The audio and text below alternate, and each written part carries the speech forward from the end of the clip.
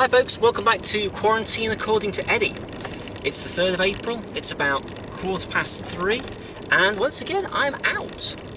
This time I'm making some deliveries. I've signed up to be a volunteer to deliver for those people who are self-isolated, and I'm doing it today in the tank rather than the cannonball. The tank's so called because it is big, it's green and seemingly indestructible. Touch wood. But anyway, we've seen a lot of people being very generous with this coronavirus response.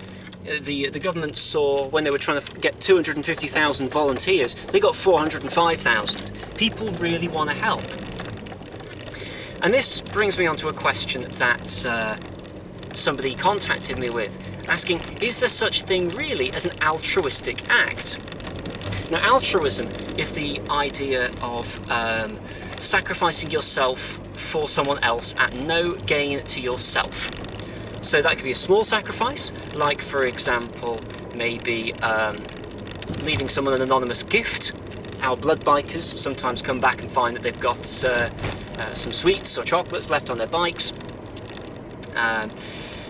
through to donating money to charity anonymously, all the way up to actually sacrificing your own life for someone else's.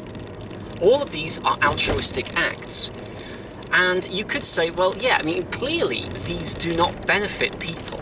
Nobody knows that you've been good in the way that you have been.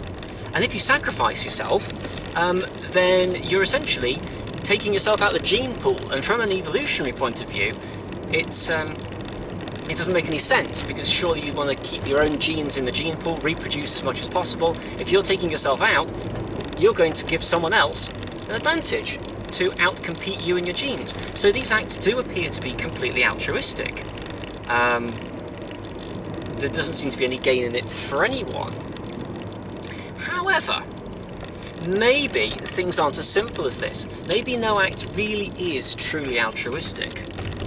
Let's start with the evolutionary approach. Maybe we need to think of it more as a society rather than as an individual person.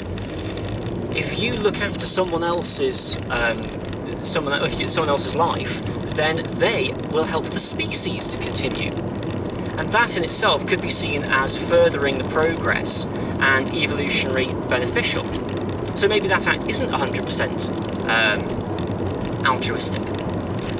Then there's the question of that nice warm fuzzy feeling that you get if you've been charitable or if you've been good.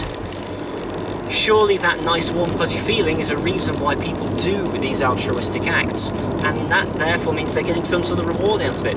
It's not truly altruistic. So it seems like altruism then becomes something quite selfish. It's something that you do to make yourself feel better. But then let's flip it around one more time. If you sacrifice yourself in the most ultimate sacrifice, the one of your own life for someone else's, you're not going to get a chance to feel good about that. And you're still losing out. It doesn't change the fact that you're losing out. You're going against your most gut survival instincts. We could perhaps look, and there are other things as well. If nobody ever knows that you've been good, hey, you may even be criticised for not being good, even though you were, and you did it anonymously. People still do that. People will still be seemingly altruistic.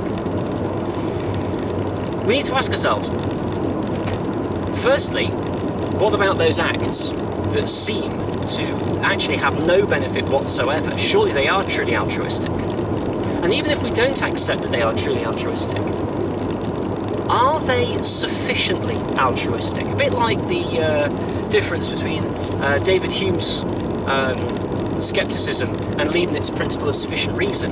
Yeah, you can't 100% say that it's selfless, but surely it's selfless enough to be considered out of the ordinary, to be very unusual. So maybe it's okay to call it an altruistic act because it is sufficiently altruistic.